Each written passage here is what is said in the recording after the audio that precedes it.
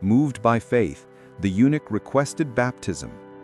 By a stream of water in the desert, Philip baptized him, the first recorded African convert to Christianity. Immediately after, the Spirit of the Lord carried Philip away, a sign of divine mission, as the Ethiopian continued on his journey rejoicing.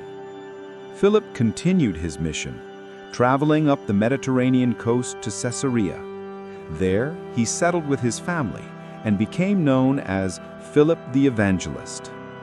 The Acts of the Apostles tells us that he had 4 unmarried daughters who prophesied, women gifted by the Spirit, a remarkable sign of the early church's vitality.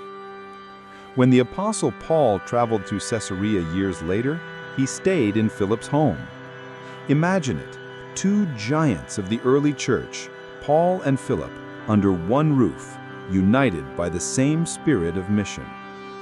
Though the New Testament does not record Philip's death, tradition honors him as one of the great missionaries of the first century.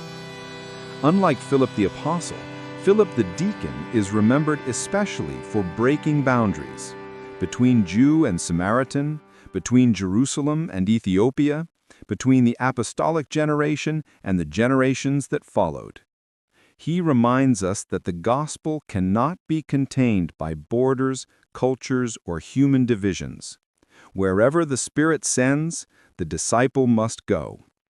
Saint Philip the Deacon shows us that the Christian mission is not just for apostles, bishops, or priests, but for every believer filled with the Spirit. His courage, service, and missionary zeal still inspire us today to carry Christ into the world's deserts, cities, and homes.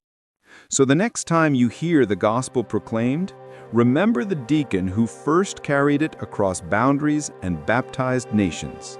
Saint Philip the Deacon, servant, evangelist, and hero of the early church.